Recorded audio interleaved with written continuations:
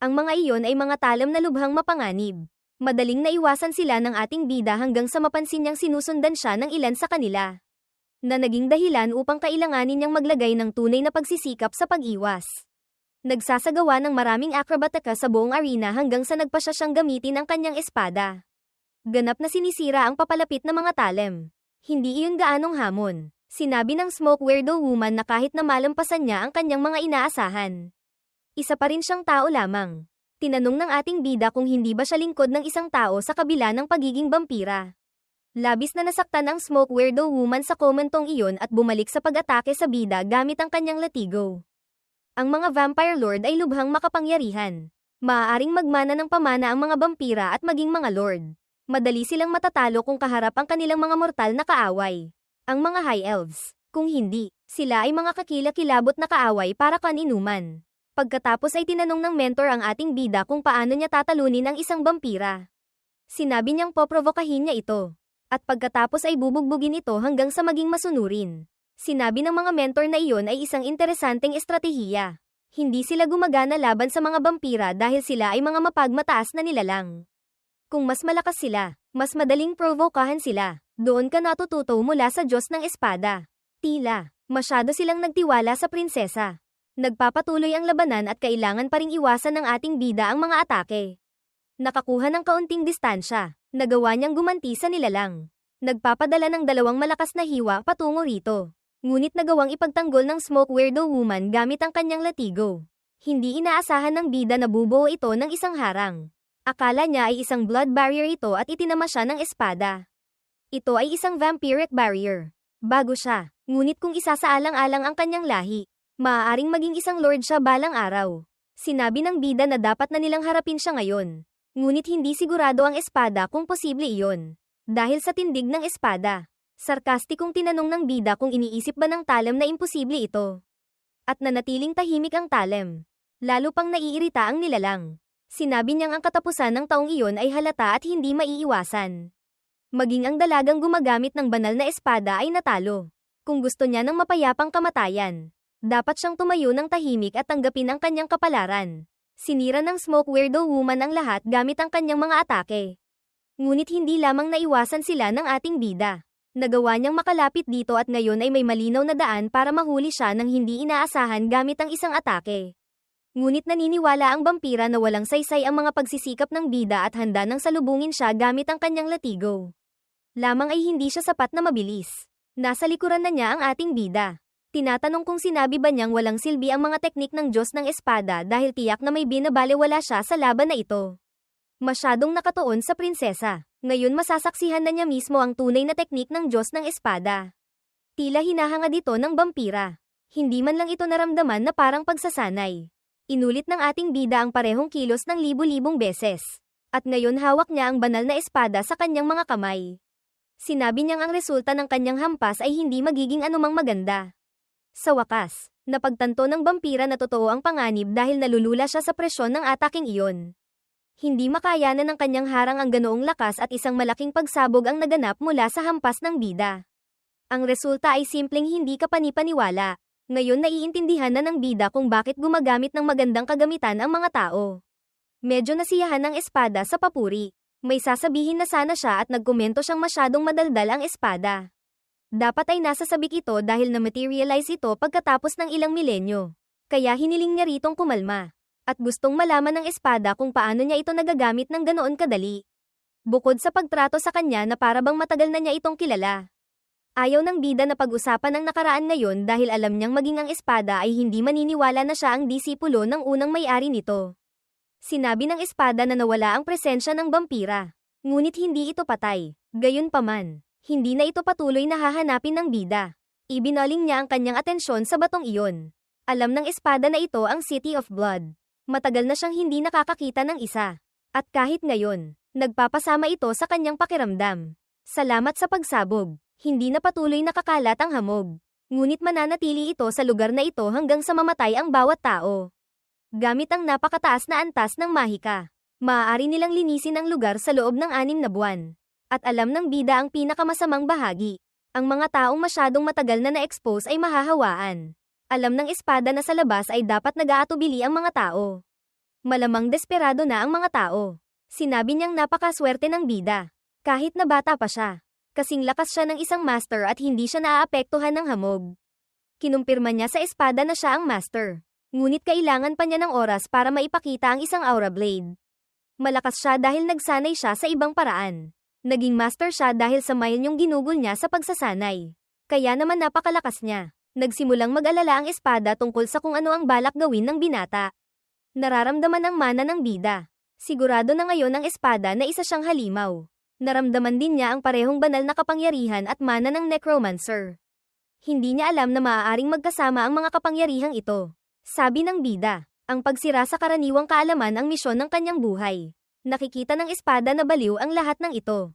Habang para sa bida, ito ang resulta ng daan-daang taon ng pananaliksik. Itinusok niya ang talam sa lupa. Sinabing titigil na sila sa pagsasalita. Ngayon kailangang tapusin ito ng espada. Hindi niya kayang hawakan ang sitwasyong ito gamit ang kanyang kasalukuyang lakas. At gustong malaman ng espada kung ano ang ibig niyang sabihin. Pagkatapos ay sinabi ng ating bida na lilinisin nila ang buong gulo na ito. Pagkatapos marinig ang mga salitang iyon, natahimik ang espada. Ayaw niyang isakripisyo ang sarili para iligtas ang mga estranghero. Ngunit kung makakatulong ito sa kanyang paggaling, sasamantalahin niya ang pagkakataon dahil ito ay isang paraan para gamitin ang mga kapangyarihang taglay na niya. Mga kapangyarihang ngayon ay natutulog. At kahit na hindi talaga ito ang kanyang estilo, wala siyang ibang pagpipilian. Umupo, nagsimula siyang manalangin patungkol kay Freya. Hiniling niya ritong magpadala ng liwanag dahil alam niyang makakatulong sa kanya ang Diyosa. Nang makita ito, nagsimulang pagpawisan sa takot ang espada dahil hindi niya kinikilala ang panalangin iyon. Ang banal na kapangyarihan ng bida ay medyo suwail dahil sa kung sino ang nagturo nito sa kanya. Dahil wala ng pasensya, alam niyang pinapanood ng Diyosa ang lahat. Kaya, hiniling niya ritong bigyan ng pahintulot para dito. Hindi naniniwala ang espada na sasagutin ng mga Diyos ang panalangin ito. Tiningnan ng ating bida ang espada at sinabing wala siyang alam tungkol sa mga Diyos. Ang mga tagasunod na iyon na tumatanggap ng banal na pag-ibig ay hindi ang mga nagsasalita. Ito ay ang mga pumupukaw sa kuryosidad ng Diyos. At ngayon ipapakita ng bida na posibleng iligtas ang buhay ng mga taong iyon. Gamit ang engkantasyon ng pinakadakilang gumagamit ng banal na kapangyarihan. Si Daphne. Ang engkantasyon na magagamit lamang ng may pahintulot ng Diyos. Mga Diyos na kilala niya at iniisip na lahat ay baliw. Lalo na ang mga baliw na. Napagtanto ng espada na may nangyayari. Ang banal na mahikang iyon ay antas, hindi tinukoy ang antas. Ang pangalan nito ay Divine Sanctuary. At isang matinding liwanag ang sumambulat. Akala ng espada ay gusto siyang patayin ng ating bida. Ganap na inuubos ang kanyang mga reserba. Ngunit tiniyak sa kanya ng binata na hindi siya mamamatay. Kahit ganoon, nanatiling labis na nag-aalala ang espada. Ngunit napakalakas ng liwanag ng mahika kaya nagsimulang mag-crack ang bato. Kinailangang manatiling determinado at nakatuon ang bida dahil kailangan niyang kumpletuhin ang buong gawain.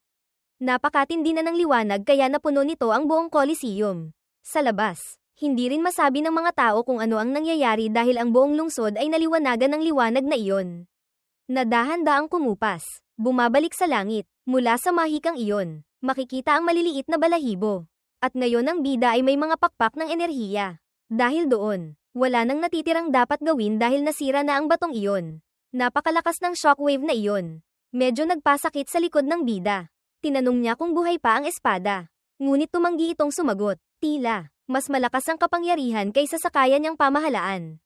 At ngayon wala na siyang malay. Ngunit hindi rin gaanong maganda ang kalagayan ng bida. Bumagsak sa lupa. Sinabi niyang malapit na siyang mawalan ng malay. Saka lamang nakakita ng isang bagay ang kanyang mga mata. Nakakakita siya ng isang status window na may impormasyon tungkol sa sarili niya. Sinabi niya kay Lady Freya na medyo sobra na ito. Ngunit sinabi ng Diyosa na wala pa rin ito. Matagal na mula nang huli siyang magpahinga nang walang anumang alalahanin. Kahit papaano ay hindi niya nagawa sa nakalipas na 6 na buwan. Nararamdaman niyang nalilinis ang kanyang isip. Pagkatapos ay lumitaw ang imahe ng kahanga-hangang prinsesang iyon. Pagkatapos mismo noon, nagising siya sa boses ng kanyang kapatid. Nang gabing iyon, na tila parehong araw, may nagtanong kung maayos ba ang pakiramdam ng bida. Hindi niya alam kung gaano siya katagal natulog. Nalaman niya mula sa kanyang kapatid na 2 buong araw siyang tulog.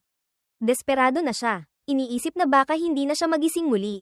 Hindi nagustuhan ng bida na pinag-alala niya ito nang walang dahilan. Ngunit wala na siyang magagawa tungkol dito ngayon. Sinabi niya ritong nanaginip siya. Sa panaginip na iyon, naligtas na niya ang lahat nang maabot sila ng pulang hamog. Dahan-daang tinapak niya ang ulo ng kanyang kapatid. Ngumingiti nang hindi sinasabi na totoo pala ang panaginip. Pagkatapos ay hiniling ng dalaga na maging tapat siya. Siya ba ang tumapos sa pulang hamog? Dahil may nakita siya habang sinusuri ang katawan ng kanyang kapatid. Isang kakaibang marka ang lumitaw sa kanyang likod na halos parang isang stigma. At medyo malaki ito. Naisip ng bida na ang sakit na naramdaman niya sa kanyang likod ay maaaring dulot ng paglitaw ng stigma. Hindi iyon kailanman nangyari habang nasa templo siya. At nakita niyang masyadong malaki ang marka. Ang paring gumamot sa kanyang mga sugat ang nakakita nito. At dahil doon, nagkakagulo ang dokado. Natagpuan ang katawan ng bida sa tabi ng sagradong espada na napapalibutan ng banal na enerhiya. Ang stigma ay isang tanda na pinili siya ng mga Diyos kaya hindi nagpanik ang mga tao. Gusto lamang malaman ng kanyang kapatid ang katotohanan at napagtanto ng bida na hindi pa alam ng mga tao kung ano talaga ang nangyari. Siya mismo ay hindi alam kung ano ang gagawin ngayon dahil wala siyang tamang sagot tungkol sa kung dapat ba niyang ibunyag ang kanyang mga kapangyarihan o hindi dahil hindi niya alam kung ano ang maaaring mangyari pagkatapos noon. Natatakot siyang maaaring magdulot ito ng mas maraming gulo kaysa kabutihan at sinabi niyang hindi niya gaanong natatandaan. Para tiyakin sa kanyang kapatid. Sinabi niya ritong hindi na nasugatan ang kanyang katawan. Nasa napakagandang kondisyon na ngayon ang kanyang katawan kaya halos problema na ito. Dahil gumamit siya ng ganoong karaming banal na enerhiya. Tumaas ng malaki ang kanyang banal na kapangyarihan. At ang kanyang reserba ng mana ay naging nakakatakot na kalaki. Lahat ng kanyang reserba ng mana ay lumaki. At ngayon kaya na niyang magpakita ng isang natatanging aura blade. Dagdag pa rito. Ang banal na kapangyarihan na halos hindi lumago dati ang pinakatumaas mula sa labanang ito. Ngayon kailangan niya ng mas maraming pagkakataon para patuloy na lumago. Sinubukang sabihin ng kanyang kapatid na magulo ang mga bagay. Lalo na para sa kanyang personal na lingkod. Naalala niya si Amy bago siya mawalan ng malay. Sinabi rin ng kanyang kapatid na hinahanap siya ni Prinsesa Helena, Elenov, at gustong dalhin siya sa isang maayos na doktor. Sinabi ng ating bida na dapat pagod na ang dalaga sa pag-aalaga sa kanya at gusto niyang pag-isipan ang ilang bagay ng mag-isa. Bago umalis, sinabi niya ritong huwag mag-alala tungkol kay Baris dahil ligtas naman ito sa buong panahong ito at hiniling niya sa kanyang kapatid ang isang mapayapang pahinga. Ngayon mas may ideya na siya kung kumusta ang mga bagay. Hinintay niyang lumayo ang kanyang kapatid sa mga pasilyo at binuksan muli ang kakaibang bintana na iyon. Talagang parang laro ito, ngunit hindi niya alam kung bakit ngayon lamang ito lumitaw. Siguro dahil sa kanyang panalangin o dahil gumamit siya ng mahika na dapat sana ay ginamit lamang sa kanyang astral body. Lahat ng ito ay nararamdamang napakakomplikado. Ngunit sinabi ng isang misteryosong boses na tila nasisiyahan siyang nababasa ang isip ng iba. Pagkatapos ng pagkabigla, natahimik ang bida. Hindi niya alam kung saan nagmula ang misteryosong boses na iyon. Gusto niyang malaman kung sino ito. Isang taong nagtago ng kanilang presensya para lumapit sa kanya. Malalaman niya. May narinig mula sa likuran. Sinabi ng boses na naroon ito hanggang sa nagpakita ito sa harap niya. Nagulat siya dahil ang kanyang selyo ay nasira ng hindi sinasadya. Ngunit kung ito ay kalooban ng Diyos, tatanggapin niya ito. Pagkatapos ay naalala ng ating bida ang kanyang mga araw ng pagsasanay. May pinipinta ang kanyang mentor. Tinanong ng binata kung sino ang taong iyon. At tinanong pabalik ng mentor kung sino sa tingin niya ang kamukha nito. Pagtingin sa lahat ng katangian. Naisip niyang maaaring ito ay isang uri ng demonyo. Ngunit dahil sa kagandahan, dapat siya ay mula sa ilang mataas na uri. Hindi nagtagal ay nakumpirma iyon. At gustong malaman ng binata kung bakit pinipinta ng kanyang mentor ang larawan nito. Bukod sa pagiging maganda nito, sinabi niyang naiiba siya sa lahat ng ibang babae. At napakaraming beses niyang pininta ang larawan nito kaya't nakaukit na ito sa kanyang isipan. Ang pangalan niya ay Perz. Noong mukha pa siyang tao. Inampon niya ito at tinuruan kung paano humawak ng espada. At tulad ng sinasabi ng mga alamat, para tapusin ang malaking digmaan, kinailangan niyang aiselyo ang Demon Lord sa loob ng kanyang espada. Ang pangalan ng Lord ay Perz von Fallen. Narinig na ng binata ang pangalang iyon minsan sa kanyang buhay. At nagulat siya na kilala siya ng isang tao. Tila, hindi siya niloloko ng kanyang mga mata. Ang tanging problema ay napakaliit niya. Nagbabala ang dalaga na ayaw niyang nakatali at dapat medyo pilyo ang ating bida.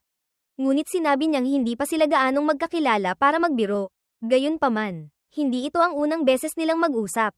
Kaya walang kailangang maging pag-alit. Gustong malaman ng ating bida kung ano ang nangyayari at sinabi ng Demon King na nakatali sila sa isa't isa. Nagsalita siya tungkol sa stigma sa kanyang likod dahil sa kanya na ngayon nakatali ang kanyang kaluluwa. Kaya naman hindi normal ang laki ng bagay na iyon. Isipin na ang stigmang ito ay ang selyo ng isang Demon King.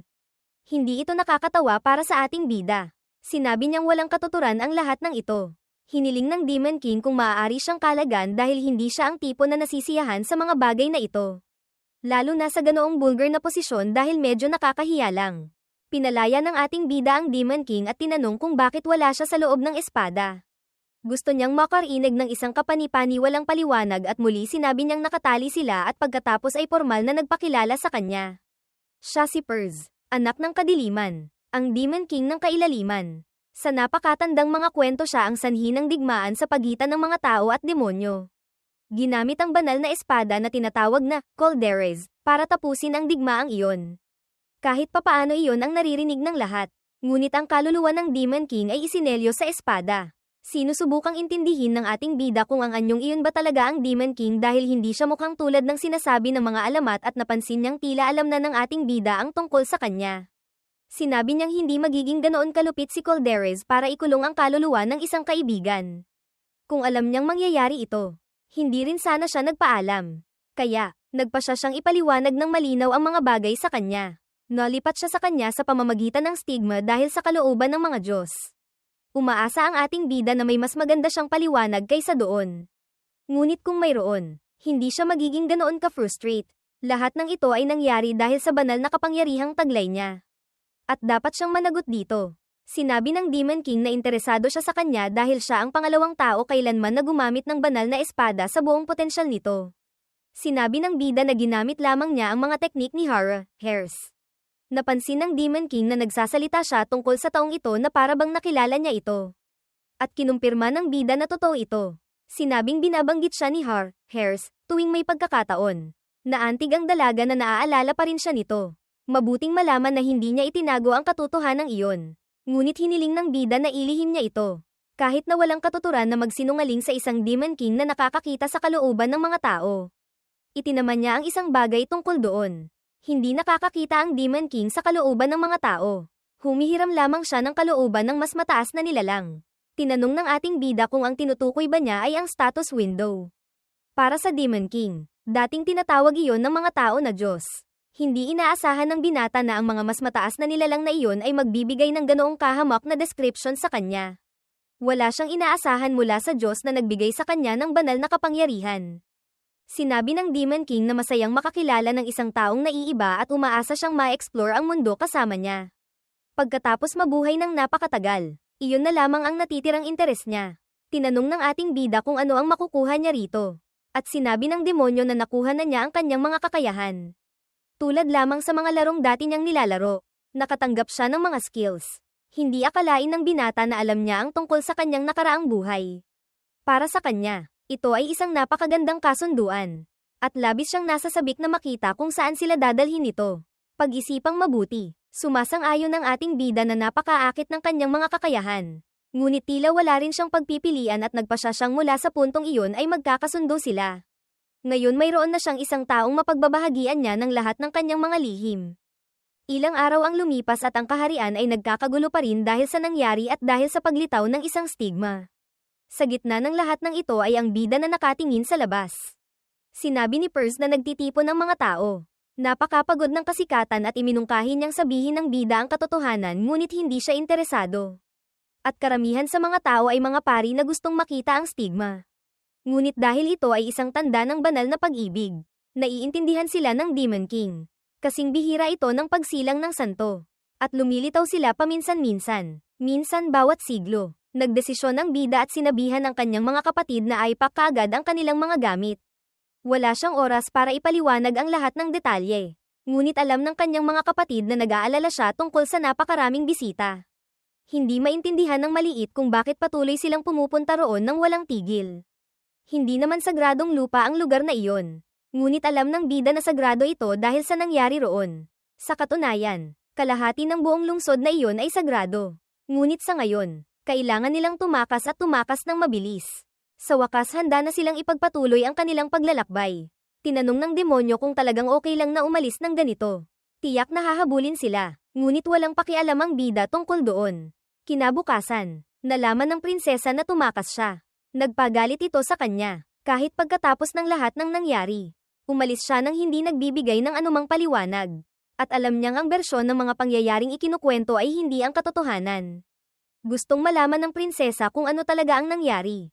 At ngayong alam niyang tumakas siya. Ganap na siyang wala sa kontrol sa galit. Hindi makapaniwala ang kanyang pinakamatapat na mga lingkod sa kanilang nakikita.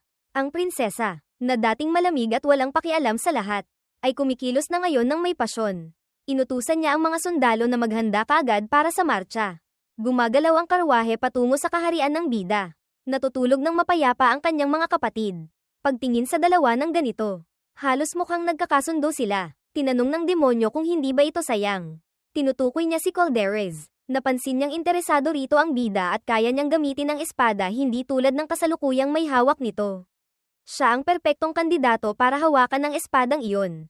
Ngunit alam niyang kumakain ito ng kasakiman. At hindi niya magagamit muli ang ganoong kalakas na mahika sa lalong madaling panahon dahil kailangan niyang mabawi ang kanyang kapangyarihan. Naniniwala ang demonyo na magagawa niya itong muli. Kailangan lamang niyang kunin pabalik ang espada. Ngunit ayaw ng bida na kunin ang isang bagay mula sa isang bata.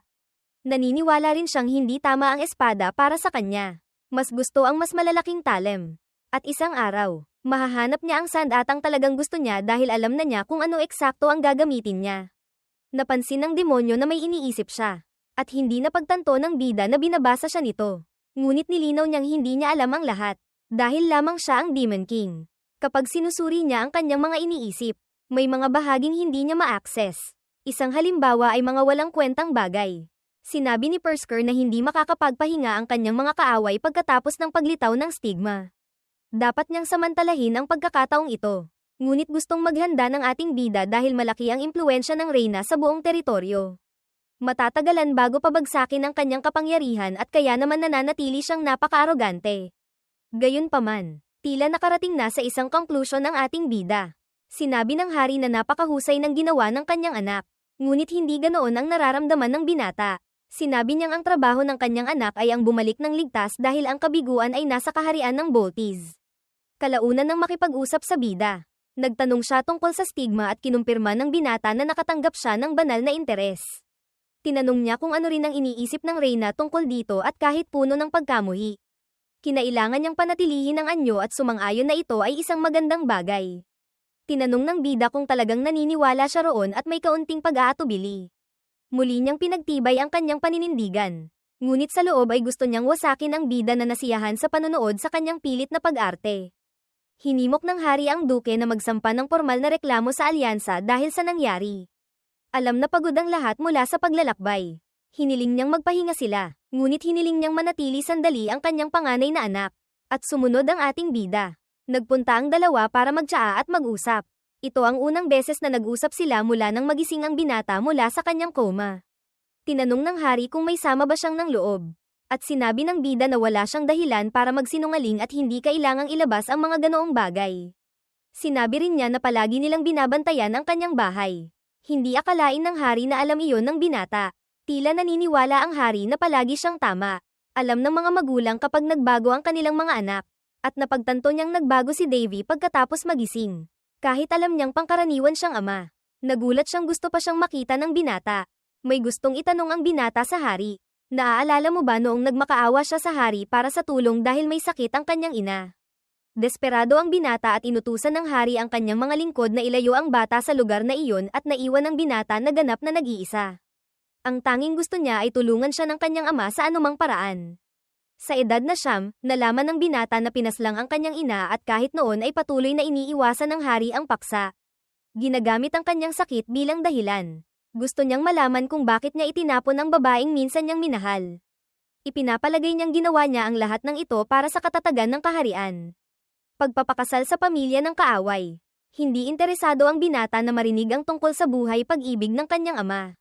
Nalulong sa pag-ibig, tulad ng anak, gusto lamang niyang malaman kung talagang walang naramdaman ng hari dahil hindi tumigil sa pagsasalita ang kanyang ina tungkol sa asawang mayroon siya at namatay siyang humihingi ng tawad. Gustong malaman ng binata kung ano ang naramdaman ng kanyang ama. Sinabihan siyang maging hari, hindi siya naging mabuting hari o mabuting ama at kailangang gumawa ng mga pagpili ang isang hari. Dapat maging mas matatag ang binata at lumakas upang walang sino mang makakapigil sa kanya. Iyon ang sagot niya para sa sarili niyang kwento. Napagtanto niyang hindi nakalimutan ng hari ang kanyang unang asawa. Sinabi ng ating bida, ang mga anak ay kamukha ng kanilang mga magulang. Ngunit hindi iyon ang kanyang kaso dahil hindi niya kailanman iiwan ang kanyang pamilya para sa kapakanan ng kaharian. Hinampas ng ating bida ang mesa sa galit. Tinatanong kung ano ang ibig sabihin ng pagiging hari. At kung ganoon ka nais-nais ang lugar na ito. Dapat niya itong ibigay sa iba dahil hindi niya ito kukunin kahit na ibigay bilang regalo. Pagkatapos ng usapang iyon, bumalik siya sa kanyang mga silid. Naramdaman ng Demon King na naging malupit ang binata. Ngunit kinakailangan ito. Hindi mahalaga kung ano ang iniisip niya.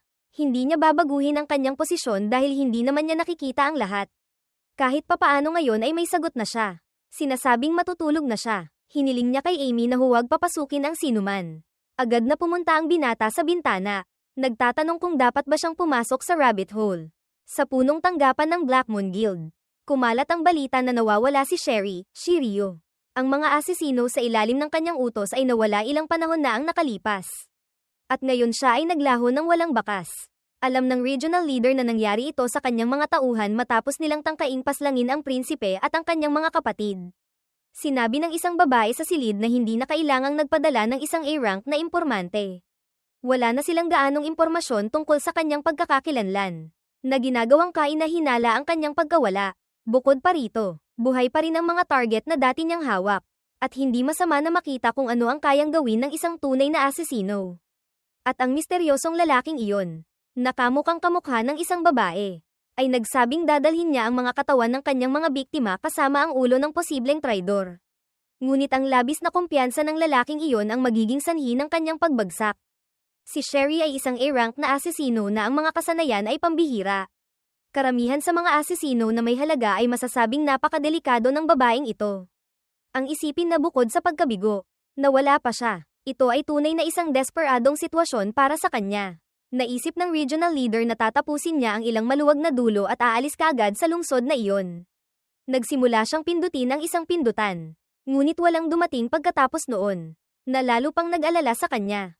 Ito ay parang isang panic button. At kung walang dumating, nangangahulugang masama na ang mga bagay. Tumayo siya mula sa kanyang upuan. Medyo nagpapanik, may nagsabi sa kanyang huwag gumalaw.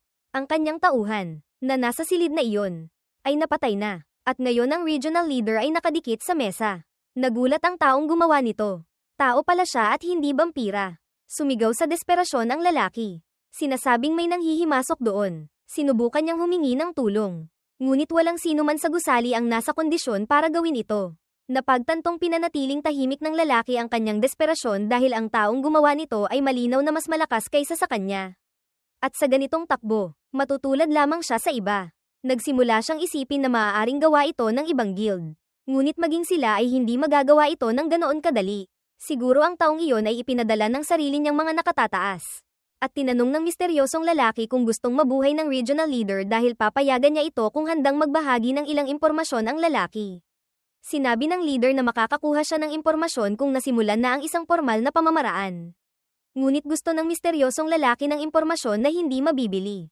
Bilang tugon, sinabi ng kanyang bihag na sasabihin niya rito kung ano ang gusto niyang malaman. Kaya, pinakawalan ng kanyang kumukuha ang kanyang mga kamay. Sinabi ritong hindi niya kailangan ng marami. Gusto niya ng listahan ng bawat aristokratang tapat sa House Varieta at patunay ng kanilang mga gawaing korupsyon dahil may mga palatandaan na sinusubukan ng dokadong ito na tipunin ang ibang mga maharlika sa layunin nito. At dapat may mga dokumento tungkol doon. Sinubukang lumaban ng lalaki, ngunit mabilis siyang pinaalalahanan ng kanyang sitwasyon at napagtantong matatapos siya kung hindi siya makikipagtulungan. Ang misteryosong lalaking iyon ay tunay na mapanganib. Isang master sa mga asesino. At tinanong niya ang biktima kung kailangan pa niya ng isa pang babala. Dahil ang pagtukoy ng kasinungalingan ang kanyang espesyalidad. Mas mabuting huwag subukang mag-bluff. Ngunit nasa kanya kung ano ang gusto niyang gawin sa kanyang buhay. Alam ng lalaki kung bakit nasa ganoong kaliit na kaharian ang isang master assassin. Tinipon niya ang ilang mga balumbon at ibinigay ang mga ito sa master assassin. Alam ng ating bida na hindi ito magiging madali. Maraming maling pangalan at hindi kinakailangang impormasyon doon. Kailangan niyang magpatuloy sa paghahanap. Kaya naman tinawag niya itong rabbit hole. Sinabi niya sa Demon King. Kailangan nilang mangalap ng mas maraming impormasyon para linisin ang aristokrasyang iyon. Napagtanto niyang haantong ito sa isang madugong labanan. Ngunit sinabi ng ating bida na hindi niya papatayin silang lahat. Kailangan niyang maglaro ayon sa mga patakaran ng laro. Kahit na sila ay mga aristokrata. Walang sino man sa kanila ang mas mataas sa batas. Gusto niyang makausap ang isa sa 3 sword masters ng kaharian. Si Peltrace, na personal na kabalyero ng kanyang ina noong nabubuhay pa ito. Nakatanggap ang kabalyero ng isang dokumento na labis na nag-alala sa kanya. Pumunta siya sa butler para malaman kung sino ang naghatid ng sulat. Nagsisimula na ang operasyon ng paglilinis ng bida. Pinapanood niya ang lahat ng nangyayari sa lugar na iyon. Gustong magtanong ng Demon King sa kanya. Pinagmamasdan niya ang ating bida ng may malaking interes. Ano ba talaga ang gusto niya? Ngunit sinabi ng bida na alam na niya ang sagot. Bagaman gusto pa rin niyang marinig ito mula sa sarili niyang bibig. Masyadong halata ang layunin. Gusto niyang ayusin ang kanyang pamilya at walang dapat alalahanin sa lugar na iyon para mamuhay ng mahaba at mapayapang buhay. Nagsimula siyang tumawa dahil ang buhay maharlika ay puno ng mga hadlang at ayon sa kanya. Namumuhay na siya ng mapayapang buhay. Tinanong niya kung ganoon ba talaga ang hitsura niya at inamin niyang marami pa siyang dapat gawin. Kailangang palakasin ang kaharian. Ang pamilya ng hari ay may maliit lamang na teritoryo at gustong manirahan doon ng ating bida at mag-enjoy ng mapayapang buhay. Gagamitin niya ang kaalaman mula sa kanyang nakaraang buhay sa lugar na iyon. Ngunit iniisip ng demonyo na masyadong malabo ang plano. Gusto niyang malaman kung hindi ba niya gustong maghiganti. Ipinaliwanag ng ating bida na bahagi ito ng proseso. Ngunit hindi ang kanyang pangunahing layunin dahil pagkatapos ng paghihiganti, nagpapatuloy pa rin ang buhay. Pagkatapos marinig iyon, iminungkahi niyang manahin niya ang trono at baguhin ang bansa. Ngunit hindi maaaring mamuhay ng mapayapa ang isang hari. Nakarating na sa isang conclusion ang ating bida. Hindi niya kailangang manirahan sa lugar na iyon. Ngunit sisiguraduhin niyang magtatayo siya ng isang bagay na karapat-dapat balikan balang araw. Sinasabi nila sa reyna na ang marka sa katawan ng prinsipe ay dapat maging isang pinagmumulan ng pagmamalaki para sa buong bansa. At sumasang-ayon siya sa mga salitang iyon. Iminungkahi niyang bigyan siya ng parangal. Isang uri ng gantimpala. Nakatanggap na siya ng isang piraso ng lupa dati at iminungkahi niyang ipadala siya roon upang makapag-ambag pa siya ng higit sa kaharian. Naisip ng ilang mga maharlika na napakakakaiba na pinuri niya ang unang prinsipe. Ang lahat ng iyon ay wala kundi isang malaking pagganap at kinasusuklaman niyang yumuko rito. Nabigo ang plano ng pagpaslang at nawala ang kanyang pinakamagaling na tauhan. Kung bumalik lamang siya ng walang stigma, maaari na sana niya siyang tinapos. Ngayon mas mahirap na ang lahat. Dapat siyang manatiling nakatuon. Nalaman niyang kagabi ay maraming impormasyon ang nalik. Bawat information guild sa hari ay nawasak sa loob ng isang gabi. Naabisuhan siyang ang responsable ay isang master assassin na ang aura ay nakakatakot. Mapanganib na habulin siya at walang sino man sa kahariang ito ang kayang gawin ito. Ngunit iginiit ng reyna dahil masyadong mapanganib ang pagkawala ng impormasyon. Manganganib siya kung mahulog ang impormasyong iyon sa mga kamay ng kabalyerong iyon.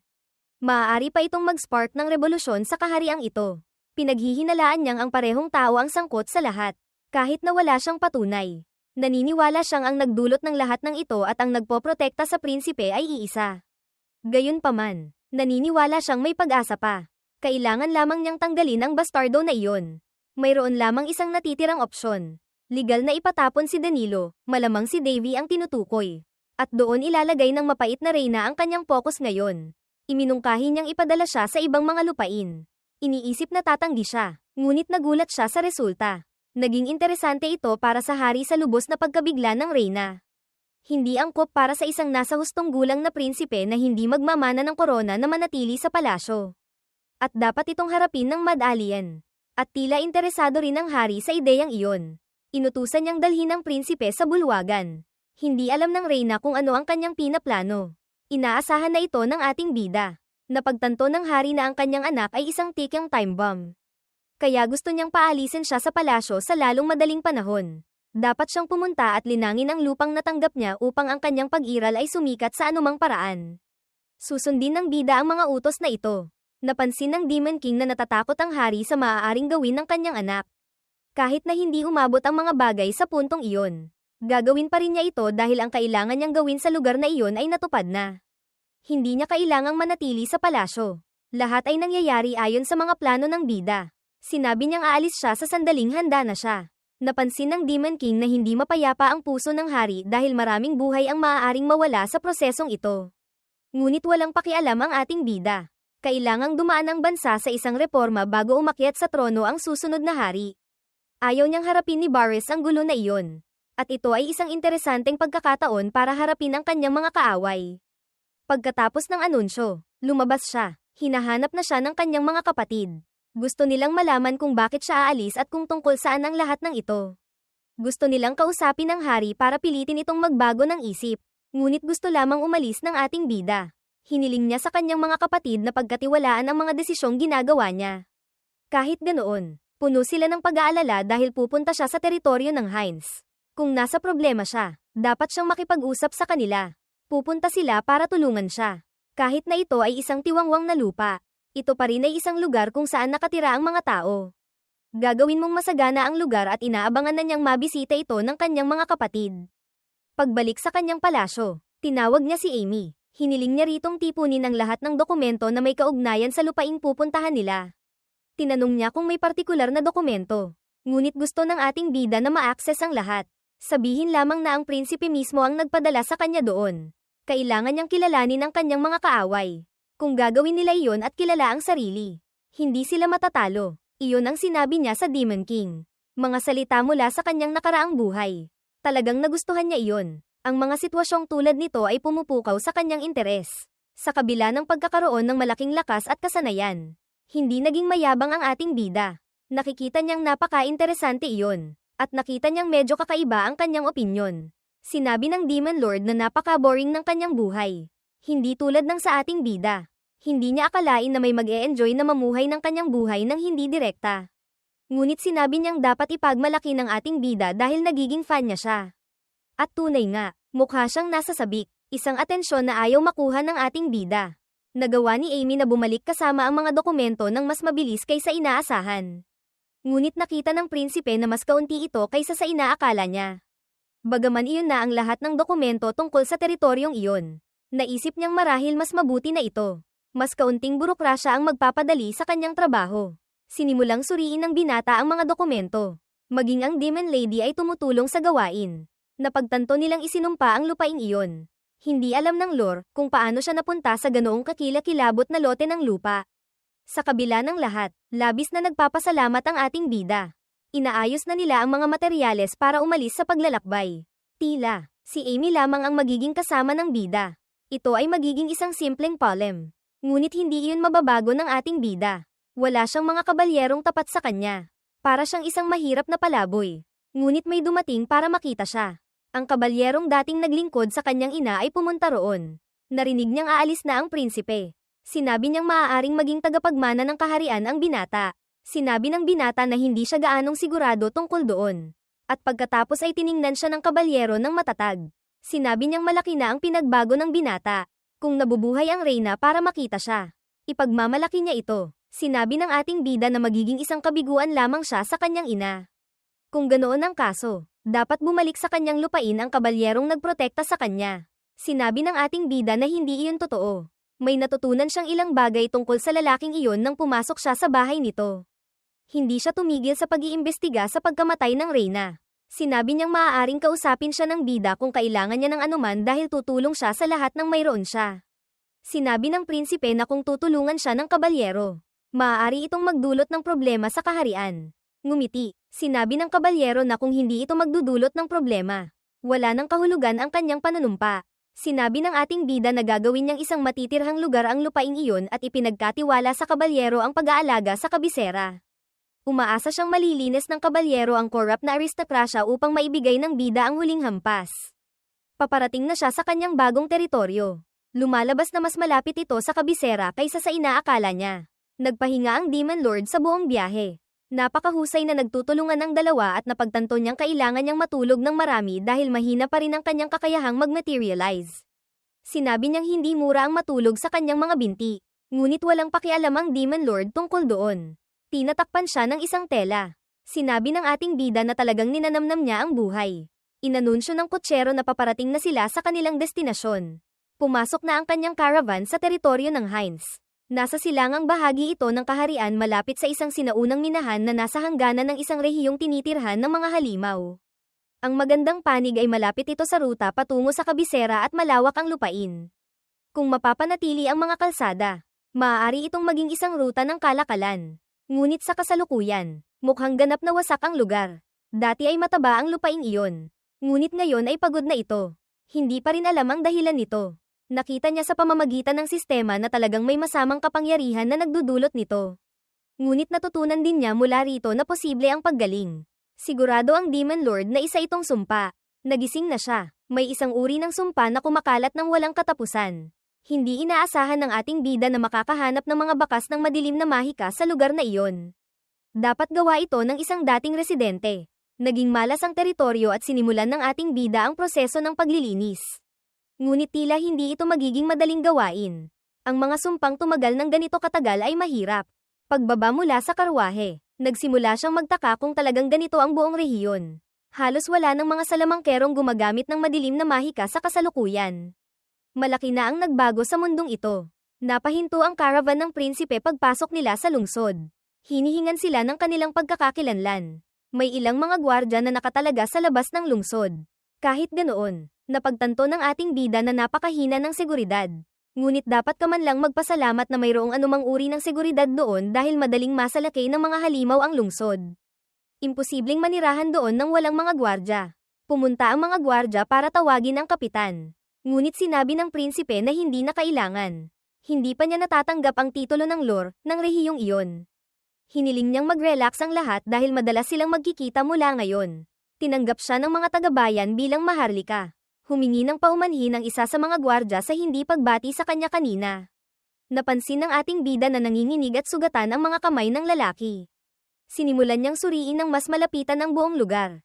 Tinanong niya kung gaano katagal na dumating ang mga sugo sa lungsod. Sinabi ng lalaki na 2 araw na. At kahit ganoon, mukha pa rin siyang hindi mapakali. Hiniling niyang maparusahan. Ngunit gustong malaman ng prinsipe kung kailan nagsimula ang mga pag-atake ng halimaw. Hindi naintindihan ng gwardya ang motibo ng prinsipe. Hindi niya alam kung paano nakuha ng prinsipe ang impormasyong iyon. Sinabi ng ating bida na lilinisin niya ang sumpa. Simula sa pagtanggal sa mga goblins. Ang lalaking iyon ang pinuno ng mga bantay. Nahihiya siya dahil responsable rin siya sa rehiyon. Ang pangalan niya ay Meter. Ngunit ngayon tinatawag na lamang siyang Mustache. Nakita ng bida na puno siya ng mga alalahanin tungkol sa lupa. Tungkol sa mga tao. At sinabing dapat napakahirap pamahalaan ang rehiyong iyon.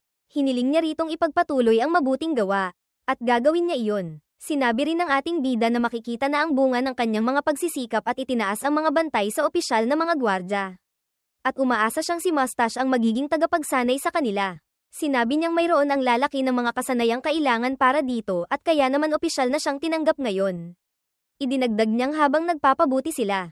Makakatanggap sila ng mga titulo dahil may awtoridad ang prinsipe na ibigay ang mga ito. Ito ang kanyang mga ideal. Papunta roon, nakatagpo siya ng mga bakas ng mga nilalang. Nakapasok ang mga goblins sa kastilyo. Gusto niyang malaman kung paano iyon nangyari. Sa patuloy na pag-atake, pagod na at sugatan na ang mga gwardya. Maraming bahay ang nasunog at maraming residente ng bayan ang dinukot.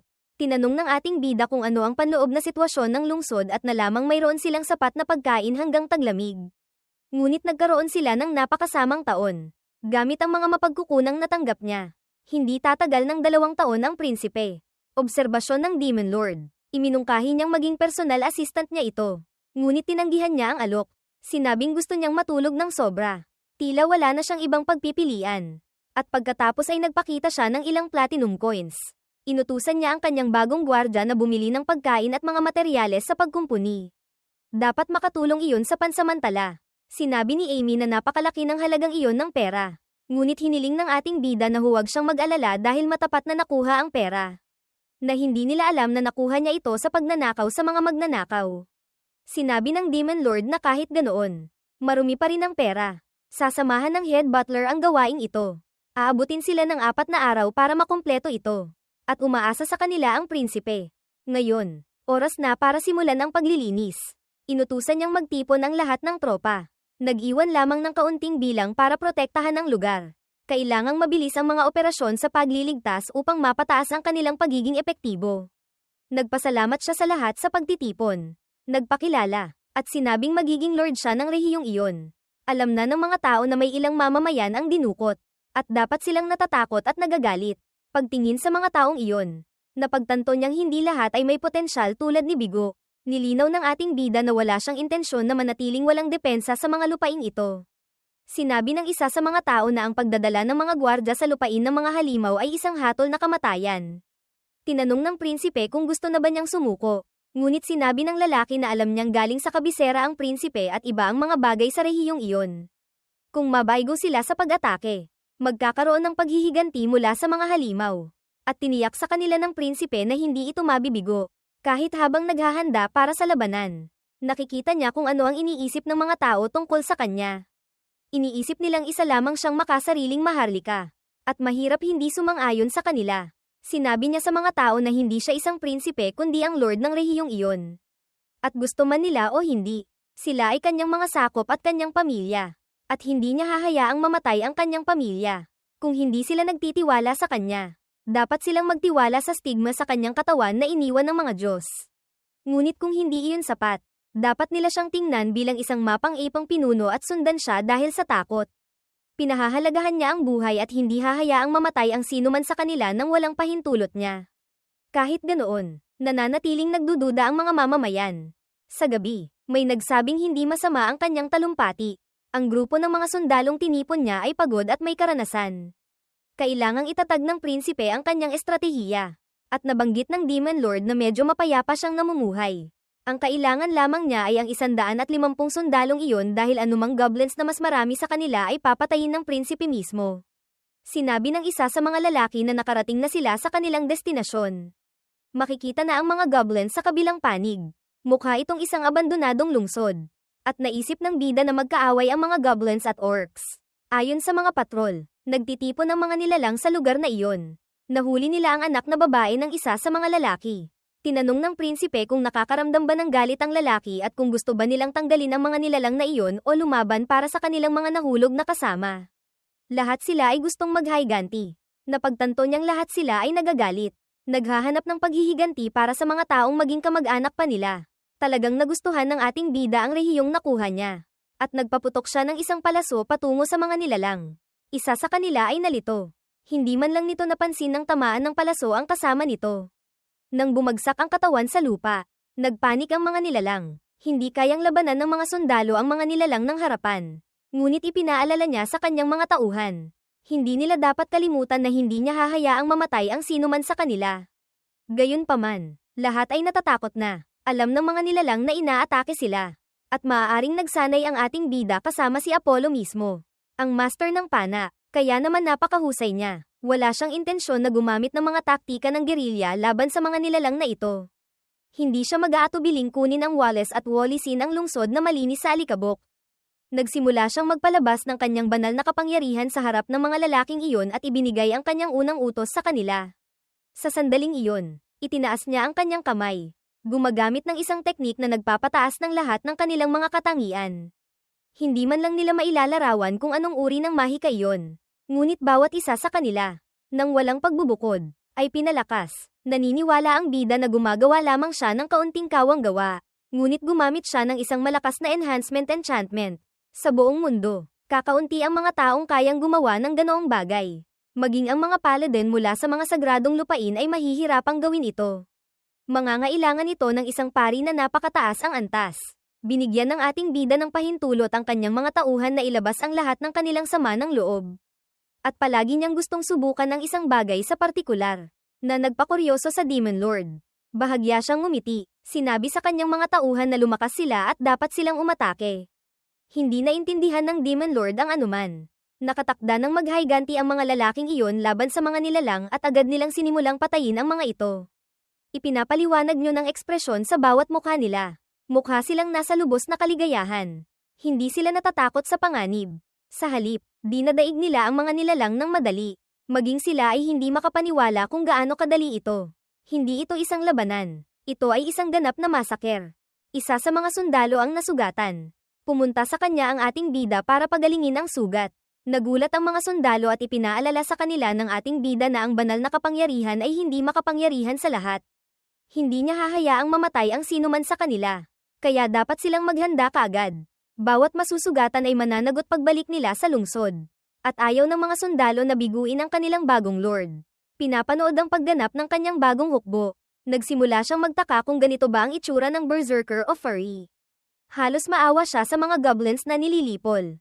Sa wakas nagawa nilang manalo sa labanang iyon. Pumunta ang prinsipe para suriin ang lugar upang matiyak na tapos na talaga ito. Para lamang marinig ang kanyang mga tauhan na pinupuri siya.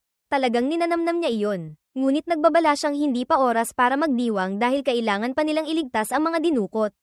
Ang kanyang hangarin ay itanim sa kanyang mga tauhan ang kaunting takot at paghanga. Ngunit sa kasamaang palad, lahat sila ay hindi na mababawi na humanga sa prinsipe. Kahit ganoon, nagaganap ang mga bagay ayon sa plano. Sa labanan kinabukasan, nananatili silang napaka-enthusiastic, at isa pang tagumpay ang nakamit. Umaasa ang mga sundalo sa lungsod na desente ang bagong lord na ito dahil umalis siya na may kaunting tauhan lamang. Sinabi ng isa sa kanila na isa lamang siyang 16 anyos na bata at dapat nabulag na sa lasa ng kanyang unang tagumpay hanggang sa may nagtanong kung ano ang ginagawa nila roon dahil dapat nilang ilipat ang harang sa lalong madaling panahon. Bumalik ang lord sa lungsod. Hindi maintindihan ng dalawang gwardyang iyon kung ano ang nangyayari. At labis silang nagulat. Talagang natalo niya ang mga nilalang gamit ang 10 gwardya at 3 kabalyero. Hindi inaasahan ng prinsipe na makakatanggap ng ganoong pagtanggap. Ang ekspresyon sa mukha ng mga tao ay isa ng malaking pagkagulat. Sinabi ng Demon Lord na ang ginawa niya ay kasing kahanga-hanga ng pagbibigay ng droga sa mga taong ito. Sa ganitong takbo, maaaring magtapos sila sa paglikha ng isang relihiyon sa paligid niya. Nagbabala ang prinsipe na dapat may natitira pang ilang mga pamayanan ng nilalang. Kaya magsasagawa sila ng regular na mga misyon sa paglilinis. Nag-iiwan ng mga kinakailangang puwersa para protektahan ang lungsod. Pagkatapos ay pinaalis niya ang kanyang mga tauhan. Napansin na lahat sila ay labis na humanga. Umaasa siyang mawawala ang pakiramdam na iyon pagkatapos ng ilang araw. Mas mabilis maglakbay ang mga chismis kaysa sa hangin mismo. At marami sa mga residente ng lungsod ang mabait ng tumitrato sa Lord. Ang ilan ay nag-aaway pa nga dahil dito. Ang posibleng idolization na iyon ay nagpasimulang pagsisihan ng prinsipe ang ilan sa kanyang mga desisyon.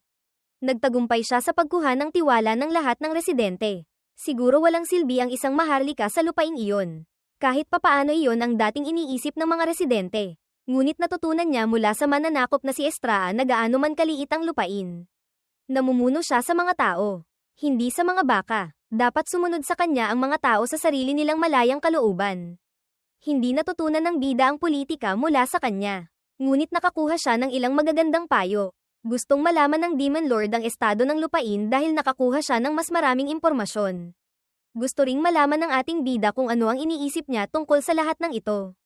Kung maaalis niya ang sumpa, babalik sa normal ang lugar na iyon sa loob ng 5 taon. At sa loob ng 20 ay magiging kung ano ang kanyang pinapangarap. At hindi lamang iyon nakabatay sa lakas ng bida.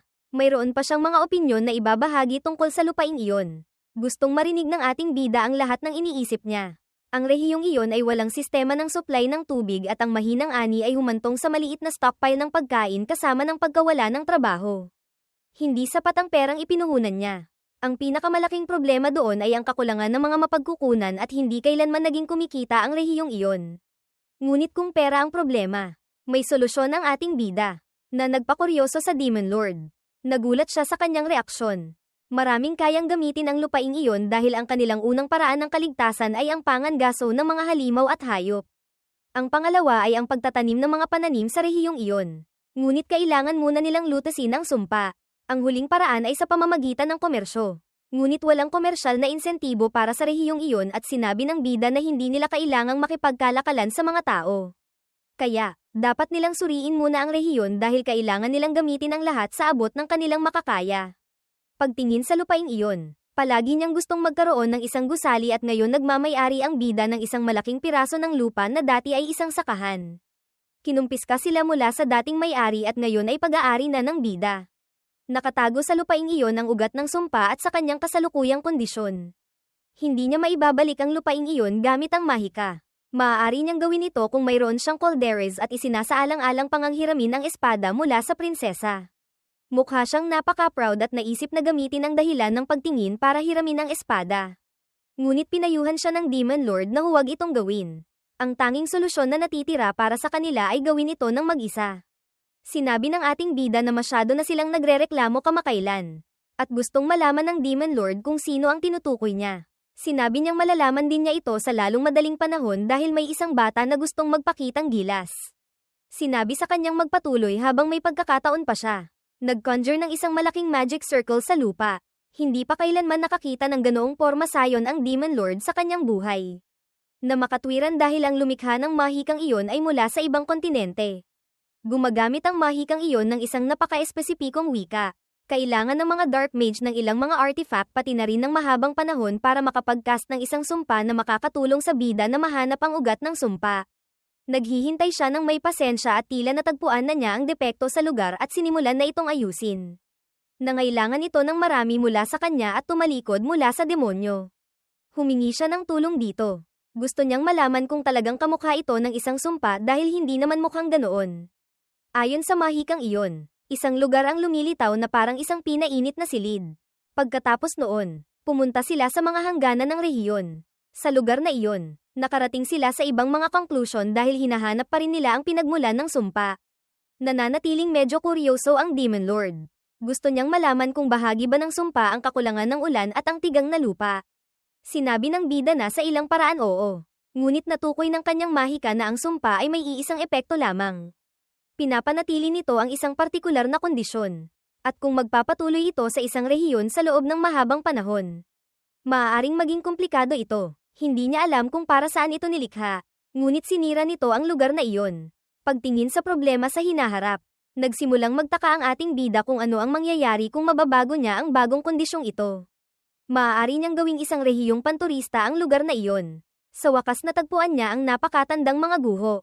Hindi niya akalain na maaaring umiral ang ganoong bagay sa ganoong katigang na lugar. Tiyak na itinayo ito bago ang Great War. Siguro maging ang mga Dark Mage ay hindi alam ang rehiyong iyon. Napakatahimik doon. Inaasahan niyang makakahanap ng ilang uri ng tavern. Sa sandaling matapos siyang magsalita, isang malaking nilalang na bato ang lumitaw. Mayroong isang mahiwagang bato sa mukha ng nilalang. Sinabi ng Demon Lord na dapat isa itong mahiwagang nilalang dahil gumagamit ito ng isang mana stone. Hiniling niya sa bida na mag-ingat dahil maaaring may kakaibang kakayahan ang nilalang. Ngunit nakakaramdam siya ng isang espesyal na amoy at sinubukan ng isa sa mga nilalang na tamaan na nagsisilbing kumpirmasyon para sa ating bida. Nasa ibabaw na siya ng isa sa mga ulo ng nilalang at inilagay niya ang kanyang mga kamay sa mana stone. Lumalakas ng lumalakas ang amoy. Ang amoy ng perang malapit na niyang kitain. Sa lungsod, ninanamnam ng mga gwardya ang panahong ito ng kapayapaan. Lumabas ang Lord para magpatrol sa kanyang mga lupain. Hindi man lang nag-aalala ang mga gwardya tungkol sa kanya dahil alam nilang ligtas siyang babalik dahil nagpakita siya sa kanila ng isang himala hindi pa katagalan. Walang sino man sa mga taong iyon ang inaasahan na magiging ganoon kabait ang Maharlika dahil kung mas maraming kapangyarihan ang nakukuha ng mga Maharlika sa kahariang iyon, mas nagiging corrupt sila. Ang tanging benepisyo na natanggap ng rehiyon mula sa kaharian ay isang pagbawas sa buwis at maging iyon ay matagal bago nangyari. At nang walang malinaw na dahilan, ipinadala nila ang binatang iyon para maging lord ng mga lupaing iyon. Akala ng mga tao ay natalo siya sa isang alitang pampulitika at ibinigay sa kanya ang lugar na iyon bilang parusa. Kahit ganoon, wala silang magagawa tungkol sa sitwasyon. At inaatake pa rin sila ng mga halimaw.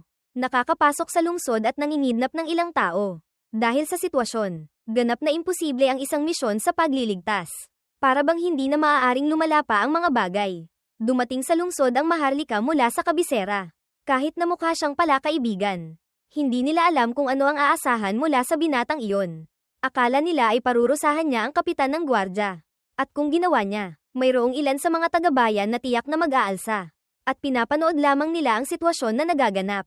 Ngunit anako ng prinsipe na harapin ang mga problema ng rehiyong iyon at nakahanap pa ng paraan para labanan ang mga goblins. Tumawag siya sa lahat ng pamilya. Iniligtas ang mga dinukot, binago ng mga salita at kilos ng prinsipe ang buhay ng lahat. Bagaman nilinaw niyang mabuti na hindi nila siya dapat tingnan bilang isang santo. Sa loob lamang ng ilang araw, naging mas mahalaga siya sa mga taga-bayan kaysa sa Diyos mismo. Ang totoo, mas mahalaga ang isang taong gumagawa ng mga himala kaysa sa isang Diyos na nanunood lamang. Nagkomento ang isang lalaki na napakabuti na nalutas na ang problema sa halimaw. Ngunit hindi niya alam kung may pag-asa pa para sa lupaing iyon. Dahil sa mahabang taon ng tagtuyot, hindi nila alam kung maaaring maging produktibo pa muli ang lupain. Maging ang mga lupain sa paligid ng kastilyo, na dati ay tumatanggap ng ulan, ay nagsimulang maapektuhan. Ilang tao ang pumunta roon para imbestigahan ang mga sanhi. Ngunit walang sino man sa kanila ang makalutas sa problema. Naniniwala ang mga taga-bayan na hindi ito isang solusyon na maaaring magmula sa mga kamay ng tao. At naniniwala silang hindi na kailanman aabot ang ulan sa lugar na iyon. Ilang panahon na lamang bago ito ganap na matuyo. Spirit Stones. Iyon ang pangalan ng mineral na ito na nagtataglay ng napakaraming mana. Kung ikukumpara sa mga regular na mana stones, daan-daang beses silang mas makapangyarihan. Mukhang napaka-interesado ng ating bida sa kanila. Pagkatapos talunin ang lahat ng nilalang, kailangan niyang huminga. Nahanap niyang matindi ang labanan. Ngunit hindi sumasang-ayon ang Demon Lord. Sabik na sabik siyang malaman kung magkano ang halaga nila. Kakaunti pa lamang ang natagpuan sa kontinente. At nakakuha siya ng 20 sa kanila ng sabay-sabay. Sinabi ng demonyo na dapat siyang mag-ingat kapag ibinebenta ang mga ito o baka makaakit siya ng atensyon na hindi niya gusto.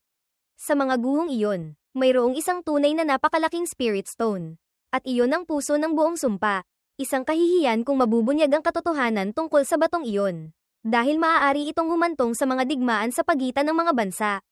Ang kadalisayan ng ore na iyon ay tunay na espesyal.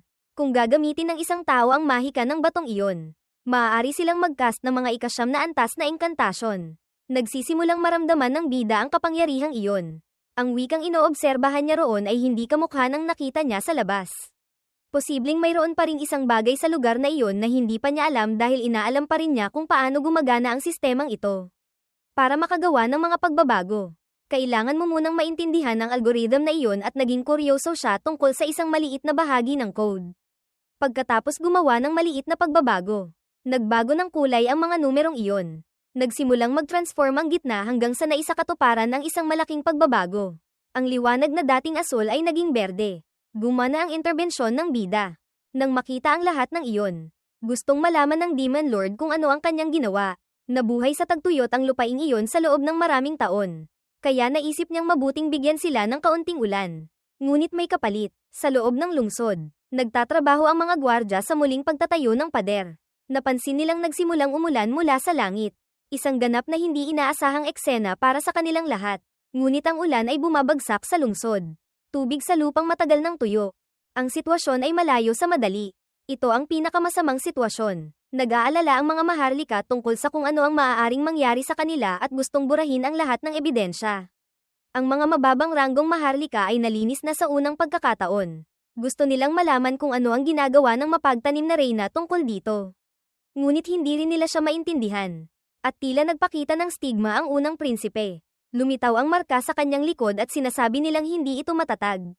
Sa estadong ito, ang banal na kaharian ay nasa parehong putik tulad nila. At tiyak na hindi nila tatanggapin ang prinsipe. Dapat baliwalain ng reyna ang tagapagmana at bigyang pansin ang mga talagang nagbabanta. Ang hari at ang kabalyerong si Potrice, Peltrace.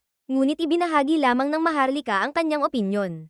Sinimulang alista ng misteryosong lalaki ang mga pangyayari. Sinasabing hindi magigiba ng magdamag ang pagkakaisa ng maharlika. Kailangan nilang labanan ang kanilang mga kaaway. Kahit na nangangahulugan itong may dugong dadanak. At gusto niyang malaman kung sang-ayon ang ibang mga maharlika doon. Kahit na sumasang-ayon sila, labis silang nag-aalangan. Ngunit gusto nilang mabawi ang kumpidensyal na impormasyong iyon sa anumang halaga o hindi maiiwasan ang panloob na alitan. Tumingin siya sa isang markets na naroroon at sinabi ng lalaki na gagawin niya ang mga paghahanda sa sandaling matanggap niya ang utos. Dapat siyang kumilos ng maingat dahil hindi sila maaaring mangako hanggat hindi handa ang lahat. Minamaliit ng lahat doon ang mga kakayahan ng prinsipe. Hindi rin maaaring makialam ng direkta ang maharlikang iyon. Ngunit lahat ng kanyang mga instinct ay tumuturo sa pinagmulan ng problema at mayroong isang bagay tungkol sa prinsipe na hindi pa nila alam. Sigurado siyang maaaring hindi ito ang kaso ngayon. Ngunit kapag nakuha ng prinsipe na ito ang kapangyarihang pampulitika, hindi siya mag-aatubiling ipakita kung ano ang kanyang kaya. Ngunit maging siya ay walang magagawa tungkol sa teritoryo ng Hines.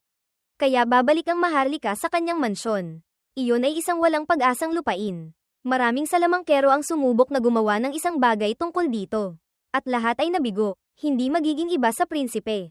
Wala siyang magagawa sa isang lupaing hindi dinadapuan ng ulan. Ngunit ang hindi niya alam ay umuulan na sa tiwangwang na lupaing iyon. Labis ding nagulat ang mga residente. Walang makapagsabi ng sigurado kung bakit nangyayari ang yulang iyon. Medyo natagalan ng bida sa paghahanap sa mga nakatagong guho na iyon. Kakailanganin pang umulan ng ilang araw pa bago muling matamnan ang lupain. Mayroon siya ng lahat ng impormasyong ito salamat sa batong iyon dahil konektado ito sa ibang mga spirit stones na nakakalat sa buong rehiyon. Na nagpapahintulot sa kanya na maunawaan ang kapaligiran at kontrolin ang panahon ng buong lugar. Sa huli, ang mga tao ay isang uri na nag-evolve sa pamamagitan ng catamaran. Gamit ang mga natirang spirit stones, gumawa siya ng isang lugar kung saan maaari niyang itago ang kanyang mga gamit. Ngayon kailangan niyang maghintay ng may pasensya na gumaling ang lupain. Isang linggo ang lumipas. Nagtitipon ng mga residente na para bang mga miyembro sila ng isang baliw na kulto. Humanga ang ating bida sa dami ng residenteng nagpakita. Ngunit hindi nila hinayaang magtrabaho ng mag-isa ang prinsipe. At nagbabala siyang mangangailangan ito ng maraming pisikal na pagsisikap. Siguro hindi ito kakayanin ng mga matatanda. Talagang gusto ng mga tao ang prinsipe at natutuwa sila sa kanyang mga komento. Sinabi niyang simple lang ang gawain sa araw na iyon. Hiniling niya sa mga kabalyero na gumuhit ng mga linya sa paligid ng rehiyon noong nakaraang araw. Lilinisin nila ang buong lupaing iyon. Aabutin ng 4 na araw ang trabaho. Ang mga hindi nakakaramdam na kaya nila ay maaaring umalis ng walang problema. Magkakaroon sila ng oras para magpahinga. At ginarantiyahan niyang babayaran ang lahat para sa trabahong gagawin nila. Sinabi ng kabalyero na kahit umulan nitong mga nakaraang araw, malawak ang lupain at hindi posibleng linisin ito sa loob lamang ng 4 na araw. Ngunit tiwala ang prinsipe na magagawa nila ito. Samantala, sabik ang ibang mga residente na masaksihan ng isa pang himala. Ngunit maliit ang pananampalataya ng kabalyero. Kahit na nasaksihan niya ang isang himala, nag-aalangan ang kanyang puso hanggang sa isang malaking liwanag ang lumitaw sa harap ng kanyang mga mata. Pinapalakas ng ating bida ang lahat ng manggagawa gamit ang kanyang mahika. Sa wakas naintindihan ng kabalyero kung paano ito magiging posible. At naramdaman din niyang lumalakas ang kanyang katawan. Dahil lahat ng manggagawa ay pinagpala. Ngayon maaari na talaga silang maghukay sa trabaho gamit ang kanilang mga asarol. Iniisip ng ating bida na kung mayroon siyang caldera, maaari silang gumamit ng isang area of effect spell. Ngunit sinabi niyang hindi iyon ang layunin ng isang espada. Gustong malaman ng kabalyero kung ano ang plano ng prinsipe na itanim sa lupaing iyon. Ngunit mayroon lamang 2 paraan para kumita ng pera sa maikling panahon. Ang nagtatakda ng halaga ng isang bagay ay ang pagkakaroon nito at kakulangan nito. Gustong malaman ng Demon Lord kung paano niya plano na makamit ang pareho. Simple ang sagot ng binata. Magtatanim siya ng moongrass sa lupaing iyon. Nasiyahan ang kabalyero sa kanyang sagot. Sa buong teritoryong iyon, moongrass ang itatanim dahil ito ay isang bagay na napakabihira. Hindi tumutubo ang halamang iyon kahit saan lamang na nangangailangan ng maraming partikular na kondisyon. Inaangkat ito sa napakataas na presyo dahil ginagamit ito ng mga alchemist at mage sa kanilang mga pananaliksik. Ang pag-abot sa napakataas na presyo ay tunay na isang bihirang bagay. Sinabi ng kabalyero na hindi tatubo ang moongrass sa klima na ito. Ngunit sinabi sa kanya ng binata na pinagpala ng mga Diyos ang lupaing iyon at pagpapalain din ang klima. Ang totoo ay kailangan lamang niyang ayusin ang panahon gamit ang kanyang mga magic stones. Ngayon kailangan nilang hanapin ang mga vegetarians ng kagubatan. Dala ng simoy ng hangin ang ilang dahon patungo sa isang babaeng may matutulis na tainga. Abala siya sa paggawa ng isang bagay ngunit tumingin patungo sa bintana. Hiniling niya ang pagpapala ng kalikasan sa kanyang bisita. Nalaman niya ang kanyang pagbisita sa pamamagitan ng mga espiritu. Ang pangalan niya ay Yura. At ang lalaking may berdeng buhok ay ang kanyang master.